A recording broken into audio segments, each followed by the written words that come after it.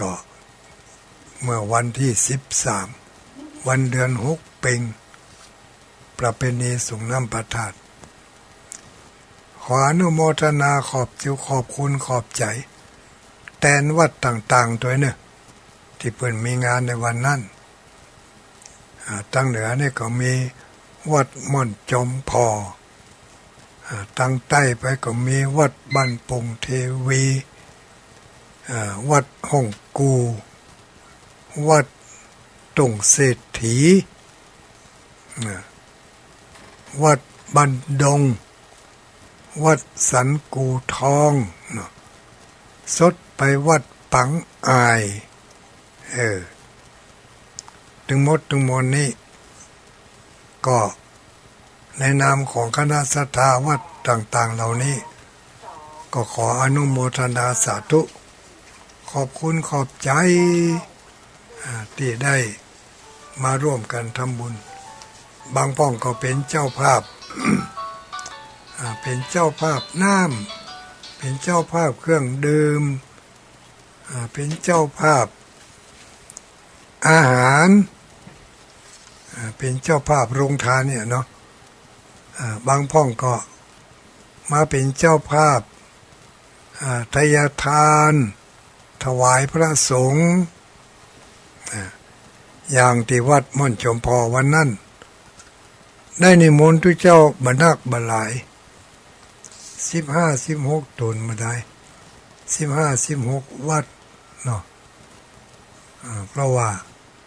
แต่ละวัดเพิ่นก็มีการมีงานกันก็เลยมาได้นิมนต์หลายวัดหลายว่าเหมือนกับงานพิเศษอย่างอื่น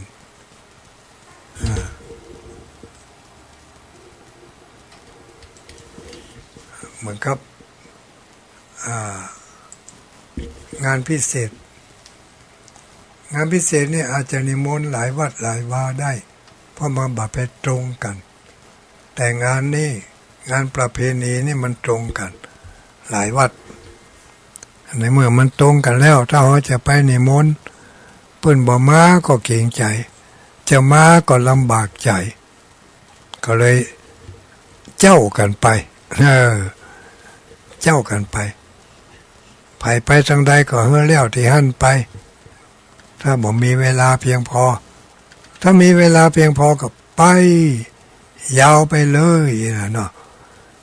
เนี่ยนี่มีเวลาเพียงพอก็ยาวไปเลยไปหลายๆที่ไปหลายที่หลายแห่งที่มีเวลานักในนามของวัดในนามของวัดต่างๆที่ได้จัดงานไป งานประเพณีไปนี้ก็ขออนุโมทนาขอบคุณขอบใจกับคณะนักศีลนักบุญผู้มีบุญทั้งหลายได้เอาบุญออกมาเผื่อแผ่ให้แก่คนที่เป็นต้องการบุญเนาะต้องการบุญอย่าไปคิดว่าเพิ่นมีบุญแล้วเฮาบ่ให้ก็ได้อันนั้นก็ยังบ่ถูกต้องทางที่ดีทางที่ถูกก็คือเฮาต้องให้บุญแก่ผู้ที่เป็นต้องการบุญ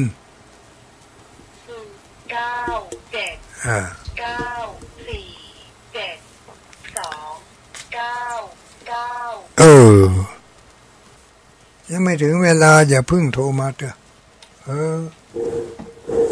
ก็ว่าบางที่นี่เพิ่นจะปิดสถานีให้ก่อนเนาะ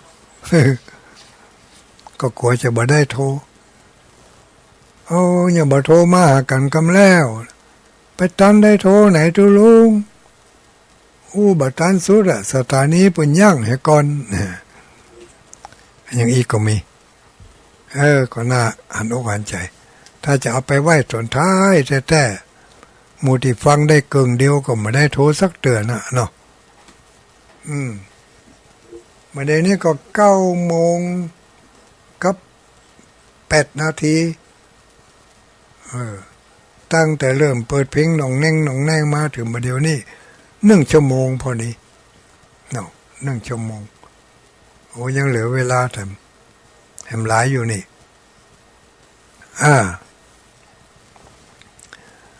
ประกาศอนุโมทนาขอบคุณขอบใจ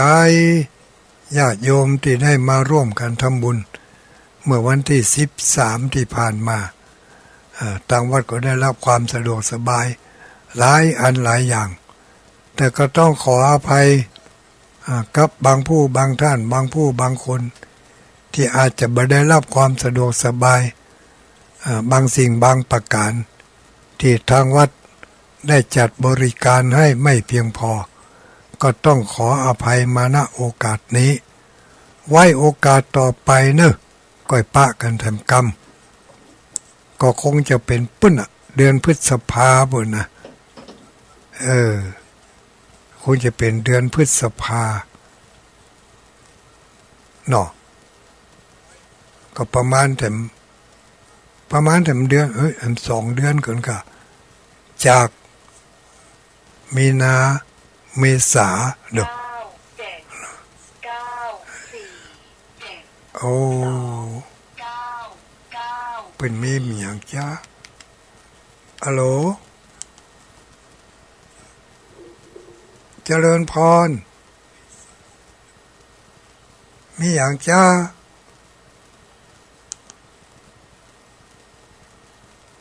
ดักปิ้ง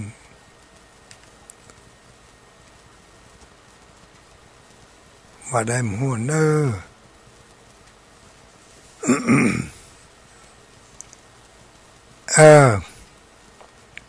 อันนี้ก็ถ้าฟังข่าวอย่างใกล้ชิดก็แล้วกันโปรดติดตามข่าวอย่างใกล้ชิดว่าจะมีงานกันอีกเมื่อไหร่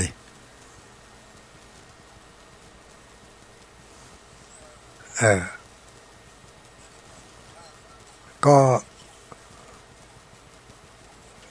วันนี้วันที่17เดือนมีนาคม17 เมษายน17 พฤษภา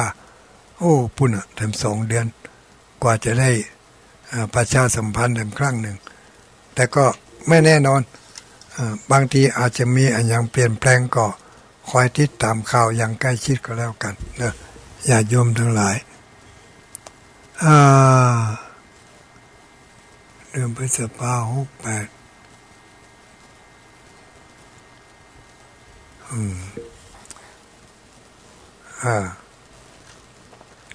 ขออนุโมทนาขอบคุณขอบใจที่มาร่วมกันทำบุญทำทานเนาะและที่จะมีงานต่อไปนี้ก็คือประชาสัมพันธ์ฮัลโหลเจริญพรมีอย่างจ้ามีอย่างฮะไม่ได้ฟังก็ฟังอยู่กะกำลังมาฟังก็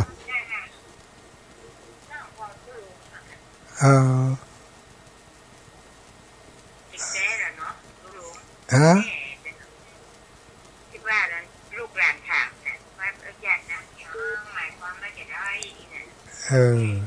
แล้วก็ต้องเตรียมตัวหาคำตอบให้เขา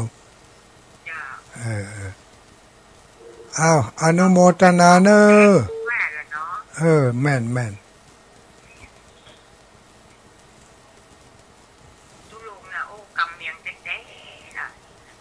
คนเมียงลูก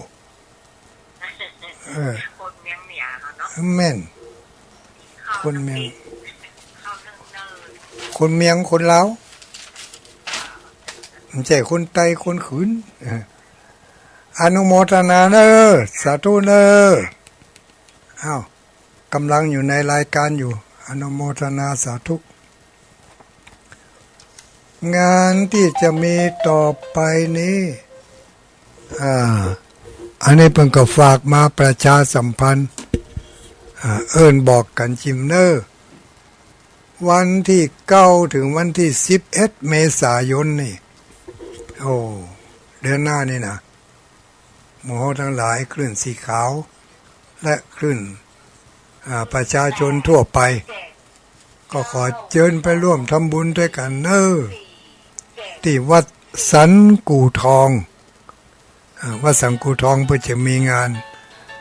ตานกำแพงตานซุ่มประตูวันที่9นี่ที่9เมษายนเนาะถึงวันที่11สะดวกวันใดก็ไปวันนั้นเนอะแต่หัววัดหัววาต่างๆนั่นจะเข้าวันที่10เจริญพรเจริญพร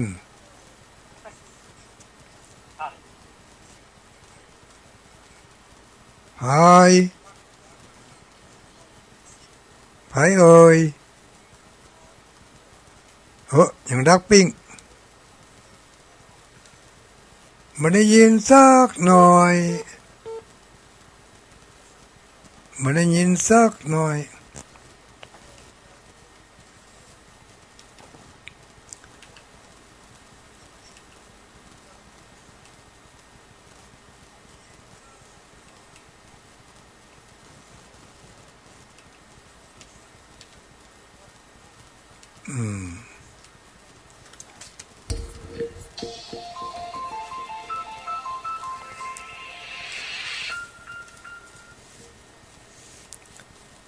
วันที่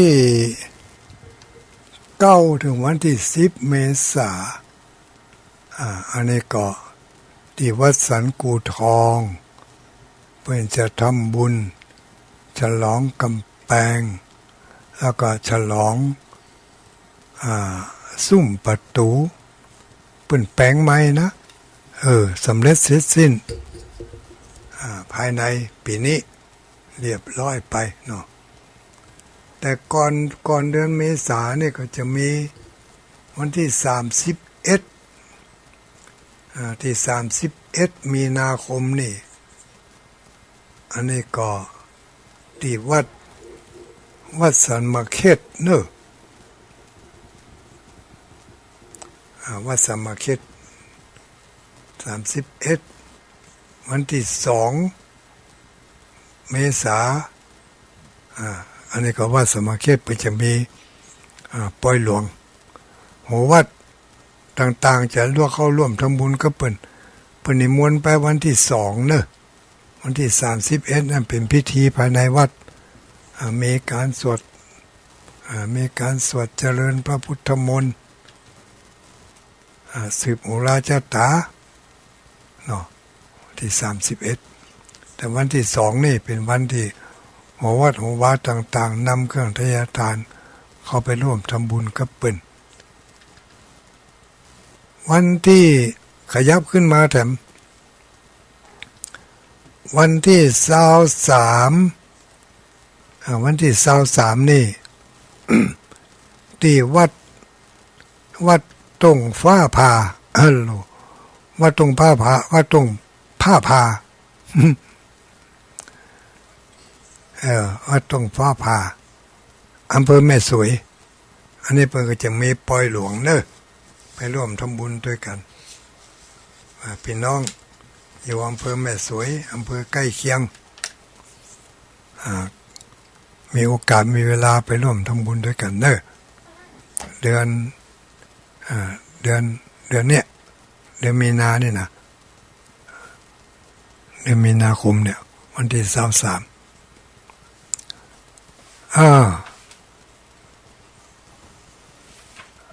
อันนั้นบ่แน่ใจวันที่23พี่น้องลายดอยมันตกวันที่23ได้ไปร่วมทำบุญกันก้าเนาะบ่มั่นใจงานส่งน้ำพระธาตุที่วัดอะไรอย่างเงี้ยโสภณารามห้วยงูในนะวันนั้นเป็นน้องห้วยงูในได้มาที่วัดม่อนจมพอหลายผู้หลายคนเอากับข้าวกับปลามาเลี้ยงดูพระสงฆ์องค์สังฆเจ้าเลี้ยงดูคณะศรัทธาญาติโยมเอาไอติมมาแจก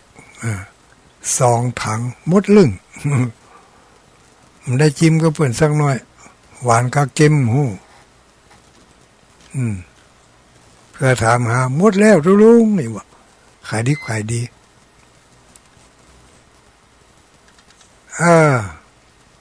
แล้ววันตะวานี่มีงานที่วัดสายมูลโอ้งานยิ่งใหญ่อลังการเสียดายทุลุงไม่ได้ไปร่วมไปแอวตัวสักคำขอสุมากับคณะศรัทธาวัดสายมูลสุมากับท่านพระคุณเจ้าท่านทุลุงมันติดแงกบางสิ่งบางประการไปบ่ได้ปกติแล้วก็บ่ละบ่ขวางกันเนาะเพิ่งมีงานเขาก็ไปเขาไม่งานเพิ่นก็มาแต่งานนี้นี่ไปบ่ได้สักกรรมก็เข้าข่ายของอนิจจังความบ่มั่นบ่เที่ยงบ่มั่นบ่เที่ยงหู้คงเงียงไปมาวันที่วันที่27เนี่ยญาติโยมทั้งหลายอันนี้ประชาสัมพันธ์บอกกล่าวรับบริจาคตัวบอกกล่าวรับบริจาคตัวเนี่ย ฟังให้ดีเนี่ยใครจะร่วมทำบุญตัวก็ฟังทางนี้วันที่27 มีนาคมก็ขอเชิญไปร่วมทำบุญปอยหลวงตาลวิหารที่พักสำนักสงฆ์บ้านแม่หางหลวงที่พักสำนักสงฆ์บ้านแม่หางหลวงแม่หางหลวงนี่ตำบลปางงิ้วเนาะแม่หางหลวงตำบลปางงิ้วอำเภอเวียงป่าเป้าจังหวัดเชียงรายอยู่ในถิ่นกันดารเนื้อญาติโยมทั้งหลายวัดแห่งนี้อยู่บนป่าเมี่ยงแม่หางหลวงลูกจากถนนใหญ่เนี่ยเข้าไป40 กว่ากิโลก็หาเข้าไปในป่าในดอยพุ่นน่ะไกลแต่ว่าไม่ได้ในหนทางดีละหนทางก็เทปูนเป็นส่วนใหญ่เทปูนเป็นส่วนใหญ่แล้วการทำบุญในวันที่27นี่เพิ่งกบักกล้าที่จะนิมนต์หัววัดหัววานักหลายก็นิมนต์40 กว่าวัด40 กว่าวัดวันที่27 28วันที่27ไผที่มีความประสงค์จะรับเป็นเจ้าภาพถวายหัววัดเนาะเจ้าภาพถวายหัววัดอันนี้ตุลุงก็ขอเป็นสื่อกลางเพราะว่าตุลุงก็มีส่วนในการช่วยสนับสนุนในการก่อสร้างแล้วก็มาก่อนก็ขึ้นไปยื้อไปใจอยู่เป็นสถานที่ที่ปฏิบัติงานของพระธรรมทูตพื้นที่สูงก็จะขอรับเป็นสะพานบุญนะญาติโยมคนใดจะร่วมเป็นเจ้าภาพถวายหัววัดที่มาร่วมทำบุญในครั้งนี้จำนวน40 กว่าวัดนี่ก็แจ้งความประสงค์จำนงมาได้เนอะแจ้งมาที่ทุลุงนี่ก็ได้ที่ทุลุงดอยนี่093-272-2499นะ093-272-2499จะโอนมาก็ได้เนอะแต่ว่าถ้าโอนมาก็ต้องบอกนะถ้าบอกเนี่ยเดี๋ยวทุลุงเอาไปซื้อมโทรโนแอปเนี่ยต้องบอกว่าร่วมเป็นเจ้าภาพร่วมถวายทานที่วัดแม่หางหลวงนี่แหละเนาะ หรือจะบริจาคผ่านธรรมพระครูปริยัติรัตนาโชติก็ได้นะธรรมพระครูปริยัติรัตนาโชติอันนี้ก็เบอร์โทรศัพท์090 316 4720นี่090 316 4720วันที่26เพิ่นจะมีการเจริญพระพุทธมนต์สมโพธิสิ่งก่อสร้างวันที่27หัววัดหัววาต่างๆ40กว่าวัดนี่จะได้ไปร่วมกันทำบุญถวายทานวิหารกึศสร้างมาเป็นเวลาหลายปีดีดักโอ้ท่านพระมหาสุกิมเจ้าอาวาสวัดสันติการามห้องนอดได้ไปเป็นหัวเก้าเจ้าปุ่นกึศลำทำสร้าง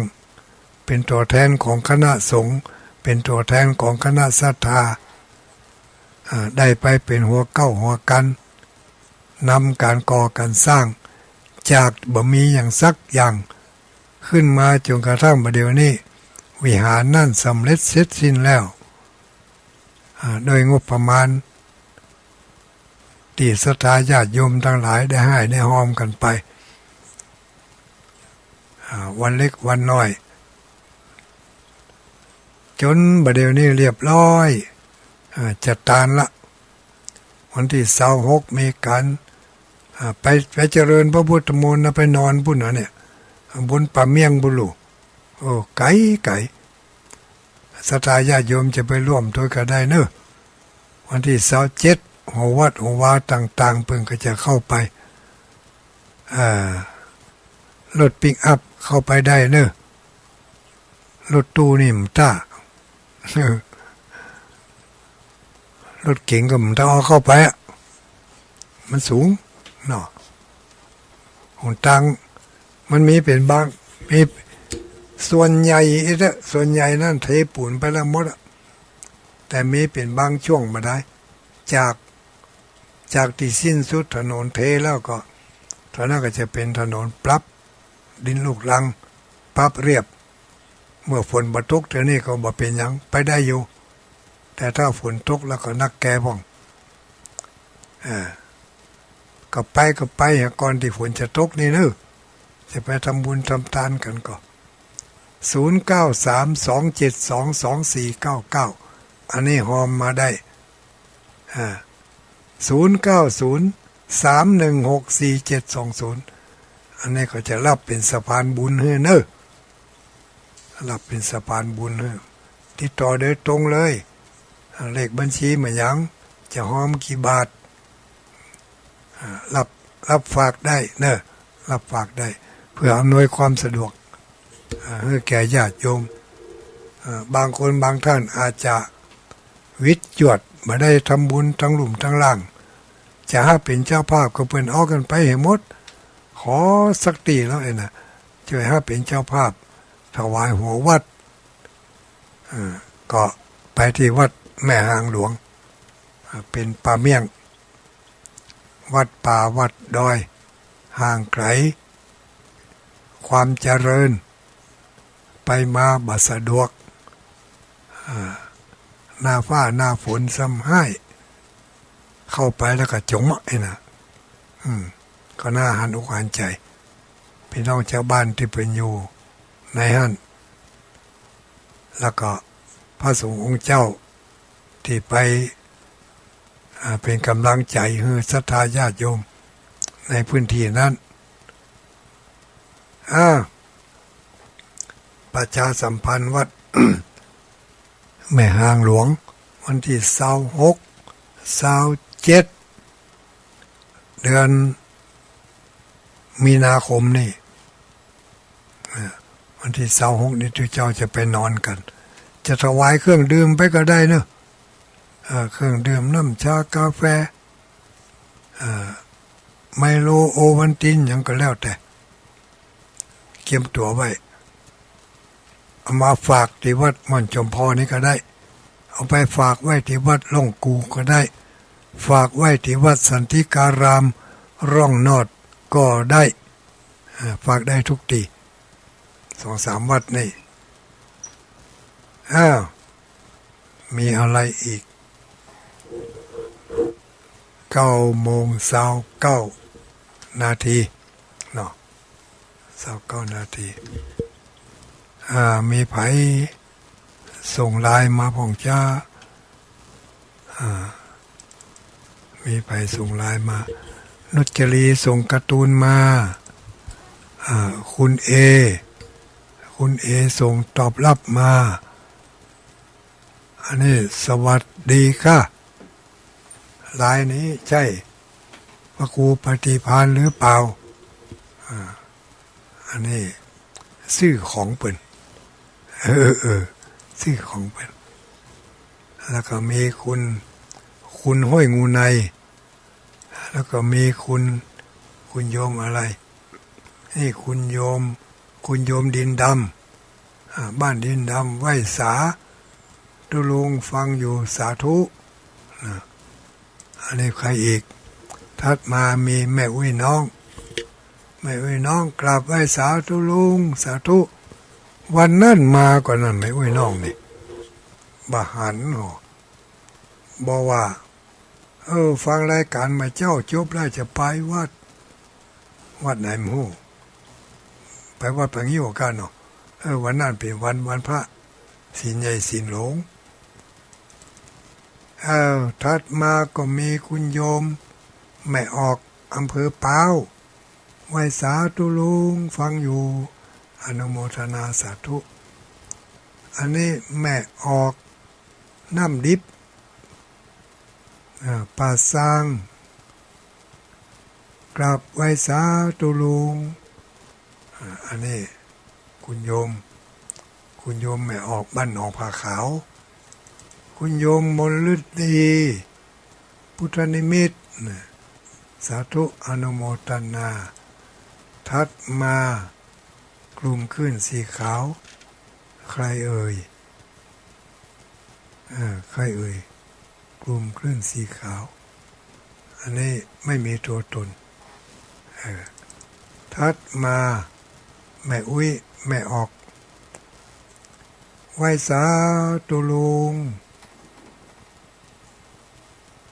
แม่ป่าส้มอันนี้แม่ป่าส้มพะเยาปุ่นบ้านอย่างก็ลืมไปฮะลืมบ้านไปฮะพะเยาก็แล้วกันอำเภอจุนเนาะแม่ป่าส้มกราบไหว้สายังแม่มันอย่างนั้นแม่บัวเน่ามาแล้วแม่ปลาส้มมาแล้วแม่พักขี้ขวงมาแล้วยังไม่วิ่มยังก็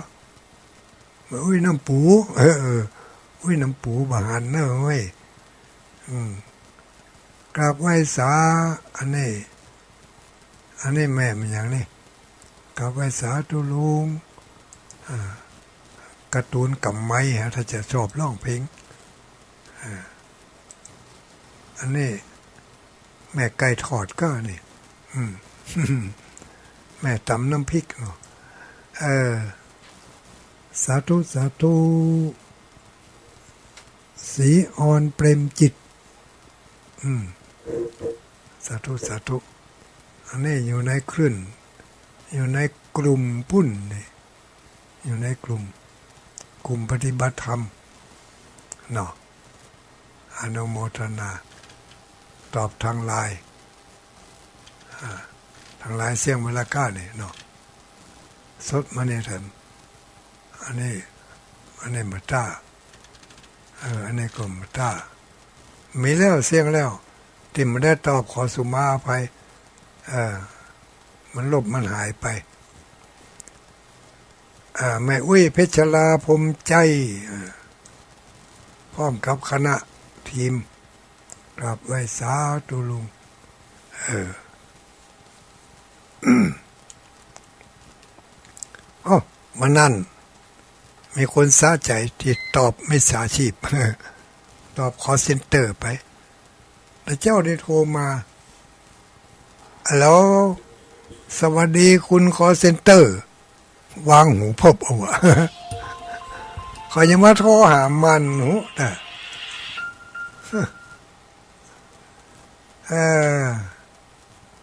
การ์ตูนหมีแพนด้ากันนี่ตาดำขึ้นเลยนี่เอารับได้แล้วได้คำนี้นะสาย0932722499ตะกี้ปิดไว้มาได้ถ้าบอกปิดมันหมหูเรื่องเพราะว่าบางทีก็กำลังจะเข้าได้เข้าเข็มลืมไปเหรอเองแม่อุ้ยลายดอยเจริญพรแม่อุ้ยลายดอยสวัสดีเจ้าชัดเจนดีก่อ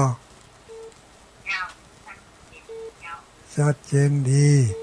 ไปไหนพ้องวะนี่ฮะยังต้องรู้ว่าเจ๊นิ่งน่องอ่ะของนี่เปิดขับจีนอย่างนิ่งน่องลูกไปอย่างไม่ได้สักอย่างอ่ะเนาะไม่ได้อย่างสักอย่างมัน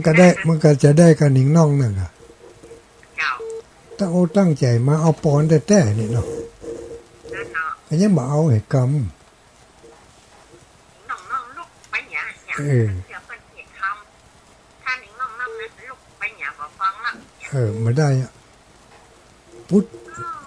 พุทตินปูไปเหรอเนาะอนุโมทนาสาธุสาธุก็พยายามในระหว่างนั้นเราต้องตัดให้ขาดพยายามลองฮัดพอเขาจะได้บายะตัวเองเสียโอกาสและคนอื่นเสียโอกาสเจริญพรสาธุเจ้าไปเอ่ยไม่น้อมตาจ้างกะฝนตกก่อวันนั้นว่าจะปล่อยว่าลุงมากับย่าอีกไม่ใส่มูลมหากรรมแต่วันนั้นไปสามูลอยู่กะบ่ได้ปล่อยสักกรรมวาสนาบ่ถึงก็นั่นหันที่เพิ่นเอามาทายให้พอหมู่ที่เพิ่นลูกเวียงปะเป้าไปก็หลายคนอยู่ก็เพิ่นส่งโหมมาพอเป็นที่ใครไปบ่เท่าไปบ่ได้นะกะไปบ่ได้อนุโมทนาเนอวันนั้นพอเผื่อแล้วตุลุงแซงมูลเปิ้นก็ว่าพอเผื่อแล้วเนอะสาธุแม่นกะของใหม่ลูกซอมันเก่าไปละแม่นมีความเข้าใจขึ้นมาถึงเยอะสาธุอนุโมทนาอนุโมทนาคือเขาได้ไปยินไปฟังไปพอสิ่งใดที่มันใหม่มันก็จะไปเพิ่มความรู้สึกได้รับของใหม่ๆเข้ามาเปิดถึงว่าแล้วอันนี้มันเจริญพรสวัสดีเนอแม่นแล้วปออกลูกไหนมาปอน้อยสมเพชรแน่ปอน้อยสมเพชรได้รับหรือยังครับยังยังกะไปตกข้างอยู่ที่ไหนนั่นส่งไปแล้วลูกวันนี้มหา การนอนอยู่ปลายสุสานวันแฮปวันผมนะครับ ไกลหันกะ วันเดียวกันนี่ครับ กะอ๋อแล้วอันมหาสมชาติป้าปน้อยแล้วบ่ ครับป้าแล้วครับ เออ เพิ่นมาแวะบ้านนี่ปั๊มแล้วก็ไปนอนปลายสุสานแหนม เออโอ้มีโอกาสดีได้ป้ากันแต่เนาะ ครับแล้วป้าเลย นี่ก็เป็นว่าเขาควายมันว่องอ่ะ เขาว่าป้ากันเนาะ มันถึงได้ป้ากัน ถ้ามันบอกว่องมันแบะแค่แล้วมันถึงได้ป้ากันสักเตือ ครับ ตุลุงดอยนี่จะป้ากันมาได้หมู่เนาะ ครับมาได้เนาะดูร้อยจะมาเนาะ ก็นั่นกำลังได้ไปสักเตือเนาะถ้าได้ไปถ้าได้ไปยามนี่จะไปสั่งแกงพักละ เก่งมาก จะแกงพักละ จะบอกให้คนให้เพศแกงพักละใส่นอให้กินนะเนาะ นี่กำลังจะปรุงนะครับว่า นั่นกะพักละหัวปีลูก ครับ อนุโมทนาในปนาเด้อ ครับผม รอไปบ่นานเกินรอสาธุ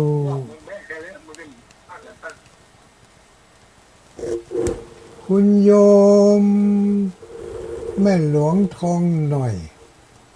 เมืองแป้ก็ฟังอยู่แล้วเนาะแม่หลวงเมืองหน่อยแม่หลวงทองหน่อยเมืองแป้ฟังอยู่อีลูกเจริญพร อาจารย์จุลงได้แม่อุ้ยอิงฟังไม่วางเรดิโอนะเจ้า แม่อุ้ยอิน ฟัง จุลงจังหวัดอาหารปฏิทินนี่นะ มีว่ามหันมีอยู่ในฮัลโหล อาหารตัวจริงกับอาหารปฏิทินนี่นะเจ้าไว้สาจังหวัดเจ้า อ๋อดีละสักวันต้องได้หัน ไว้บนหัวนอนเนี่ยจุลง ดีละ ไว้สากับไว้สาจังหวัด สังฆาเป็นพุทธานุสติธรรมานุสตินั่นก็คือพระธาตุเนาะพระธาตุเจ้าเจดีย์สังฆานุสติก็คือพระสงฆ์เนอมีอนุสติทั้งสามเนอระลึกอยู่พุทธังธัมมังสังฆังอนุโมทนาสาธุเจริญพรสวัสดี ยามค่ำคืน ชัดเจนดีก่อ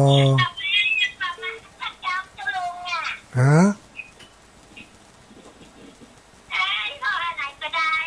ตะวากะอ๋อก็อยู่ปื้นเก้าบุญนาคเขาเนาะเก้าบุญนาคบ่มีว่าท่าน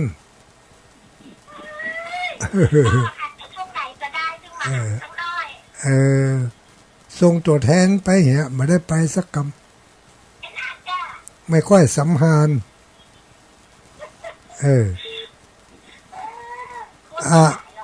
คนนักคนหลายแต่เนาะล้นมาเผื่อนอกเพื่อสาธุอนุโมทนารับดีฝันดีโชคดีมีใจเนอ093-272-2499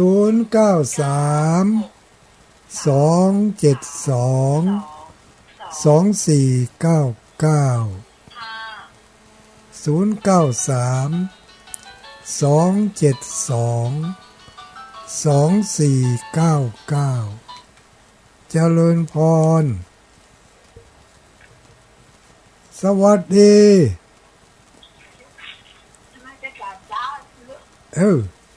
ไม่อ้วยหยังอยู่ไหน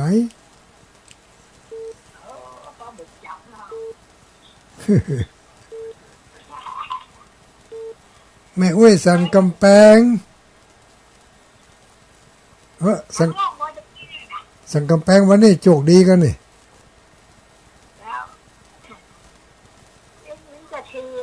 ฮะ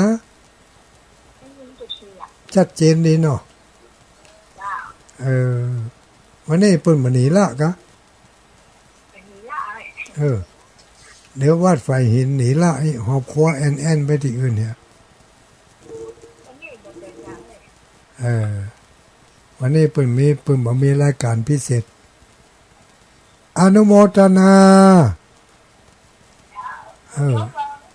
เอาฝนเอาฟ้าไหนมานี่ ห้อนได้ห้อนบ่อย อันนั้นกูเติมเปิดพัดลมสักเติมมาเดี๋ยวนี้เปิดพัดลมนี่สาธุรับเห็น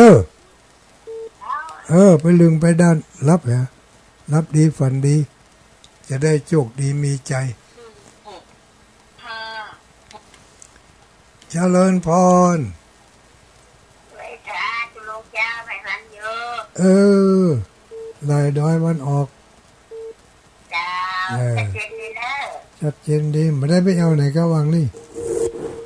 ไปไหนมาเนี่ยไปไหนมาได้เปิดเปิดทำไมงานวัดเหลือเนี่ยถึงยังได้ไปเลย ก็ยังปั๊มอยู่อย่างกับบ้านนั้น อยู่กับบ้านนั่นแล้วเห็นนั่นเป็นเฮือนความคิดกันกับไปไหนจะได้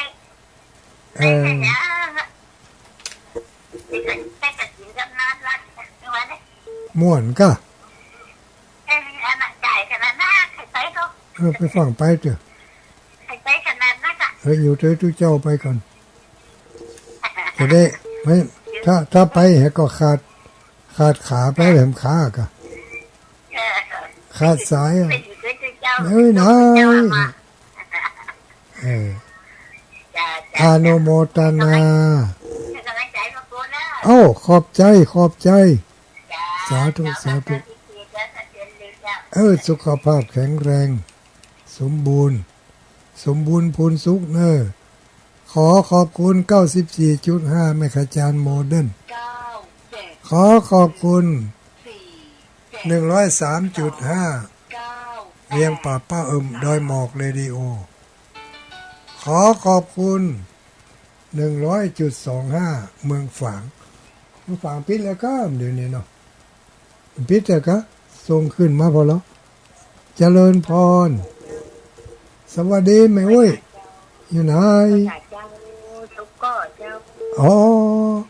แม่อุ้ยซุปก็เรียกว่าไก่เมื่อไหร่จะได้เข้าไปเอวฮะเมื่อไหร่จะได้เข้าไปเอวบ้านซุปก้อฮะ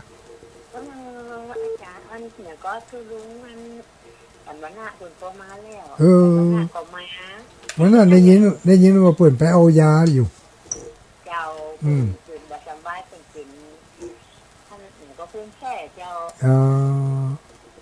เอายาคูแค่มากินแล้วเจ้าก็อินดูเพิ่นเจ้าก็บอกว่าเพิ่นมาเอาเนาะขึ้นมาว่ะนั่นวันนั้นได้ยินเปิดทางวิทยุอยู่ก็ฟังเพิ่นอยู่ลูกเจ้าฟังตลอดได้จะทำบุญส่งน้ำขาดกรรมอีน้องมันแบบไปกรรมก็ทีนี้มันบ่มาแต่น้องบ้านเนี่ยกรรมปีนี้แบบไปเจ้าลืมแม่ว่ะจะลุงบอกว่าเอาแม่ไปน้องนี่น้องเจ้าจะไปเอาเจ้าหอมมังฝางเป็นยังอันปีใหม่ก่อนมาถ้าปีใหม่ไม่ได้มาก็เดือนพฤษภาก่อนมาอนุโมทนาสาธุรับดีฝันดีเนอะสาธุอนุโมทามิ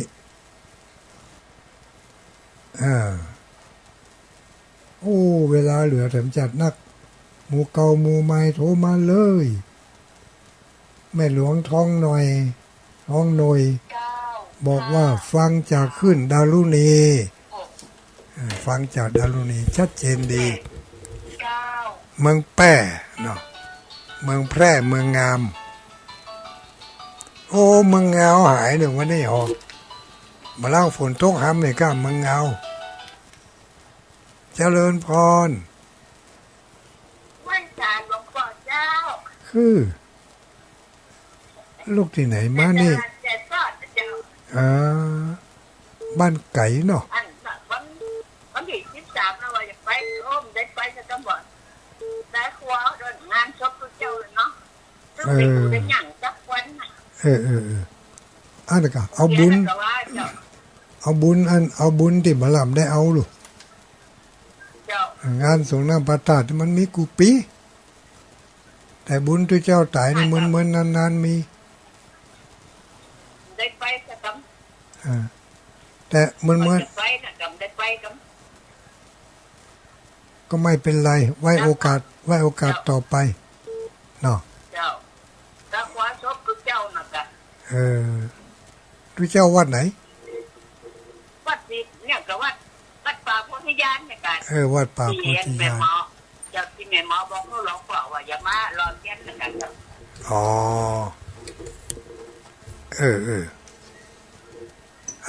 เอาบุญด้วยกันไปไปทางพุ่นก็เอาบุญทางพุ่นมาทางเพก็เอาบุญทางเพไปทางใดก็เอาบุญทางนั้นสาธุสาธุโชคดีมีใจหลับดีฝันดี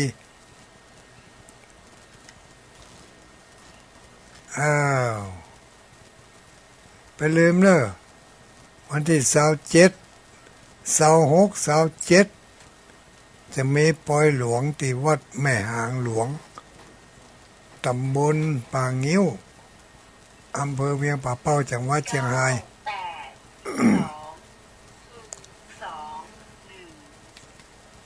เจริญพรเหล่าขวัญหันหน้าเหล่าขวัญหันหน้าเนาะจับพอดีกะฮะ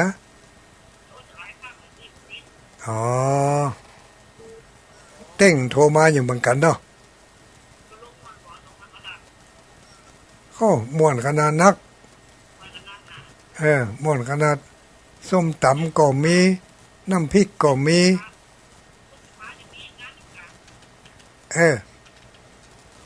มีงานมีการยังก็บัดตันวันที่13นี่ก็เอาวันอื่นเนอะมาแอวเนอะพักกันมาแอวถ้าบ้านจะตกข่าวนะ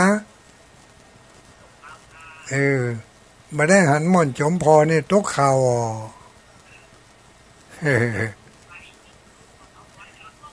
นะคะ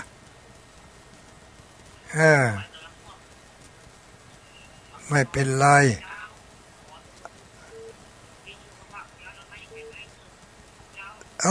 สาธุเนอะรับดีฝันดีเนอะโชคดีมีใจสุขภาพแข็งแรงสายต่อไปเข้ามาได้เลย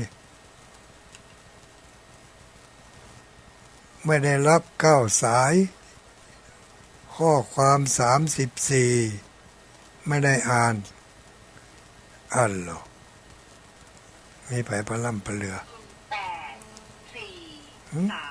มันนี่เอาจุนไก่ก็มั้งเจริญพรไหวสาใครเอ่ยแม่อุ้ยแม่อุ้ยบวกกะแม่อุ้ยบวกบ้านหลงแม่อุ้ยแม่อุ้ยบวกบ้านหลงอำเภอลีฮะวันนี้เวลาเหลือนักลูกเหลือแต่6-7 นาทีก่อนใครจะโทรเข้ามาก็โทรมาเลยก็ใครได้เหมือนกันสัก5เอาไว้ฮดกาแฟฮัลโหลจะได้สัก5อยู่ก่อนปีใหม่นี่เอาไว้ฮดกาแฟอนุโมทนาสาธุขอบคุณขอบใจ093-272-2499คำแพร่แลขึ้นไปอย่างนั้น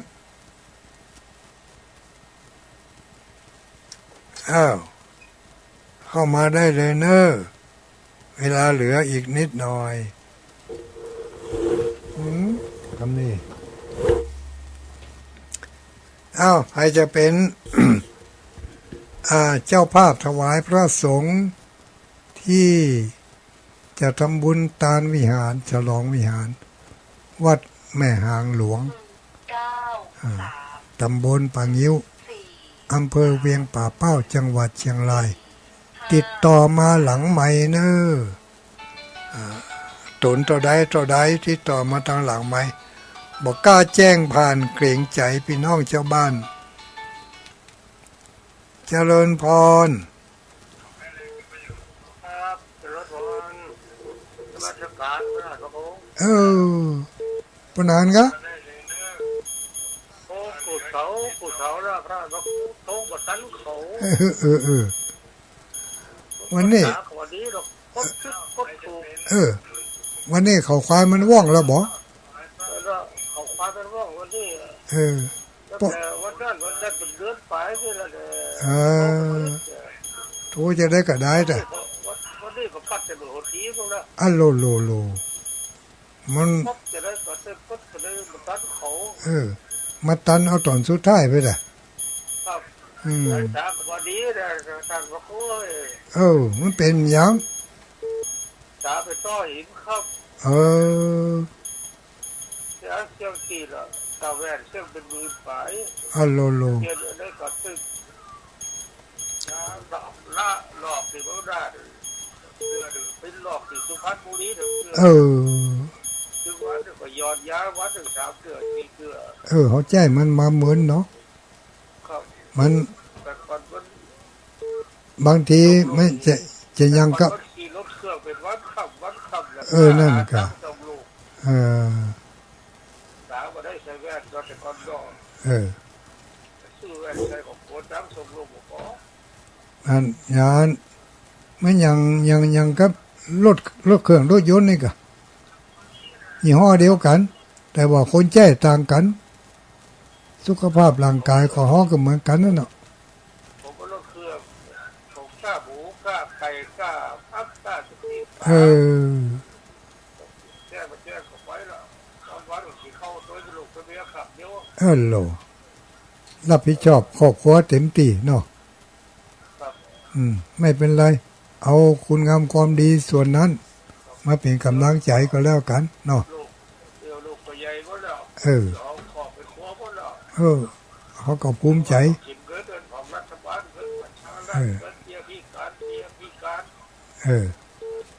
เอาเอกอะเขาก็ภูมิใจครับสิ่งที่เขามีที่เขาได้ด้วยความสุจริตของเขาเนาะครับสมบัติสถานหอเฮือนได้ก็ดีแล้วแต่ว่าเขาแก่ตัวตาวันนี้หาเงินบ่ได้พอละมาหามันละ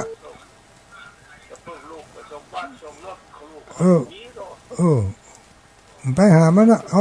มีตัวได้ก็กินไปทางนั้นละ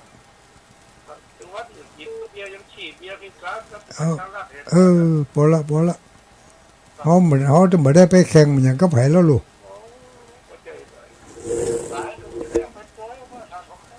แม่น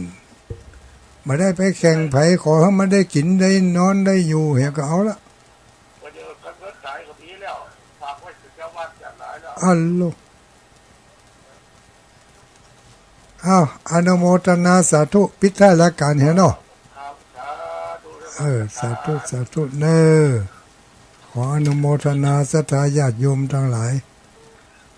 สำหรับการใจสื่อใจเสียงในค่ำคืนวันนี้ก็คงจะยุติไว้เพียงเท่าอี้ก่อนเนอะเดี๋ยวตั้งรายการเวลาเพิ่งจะไล่ห้ำธรรมะมานี่ยุนรับให้น้อยตั้งก็ตั้งบัดตั้งก็ตามใจเนอะเจริญพรสวัสดีแม่อุ้ยอยู่ไหนอยู่ไหนบ้านยังบ้านสองจังเรียมเจ้าฟังมากี่เดือนละเจ้าฟังเจ้าพระมันเปิดใหม่ๆเลยเจ้าแล้วโทรมากี่ครั้ง เออปิดท้ายรายการแหนอ ฮะ ปิดท้ายรายการแหนอเมื่อคืนนี่มาโทรมาปิดรายการเนอะรายการธรรมะกับยุติไว้เพียงเท่านี้ก่อนก็ขออนุโมทนาทุกคนทุกท่านทุกสถานีที่รับฟังอยู่ภวะอภิวาทนาสีลิสนิจังพุทธาปจายโนจัตตารโอธัมมาวัฏันติอายุวันโนสุขังปะลังบุรพารสมีพระพุทธคุณนาง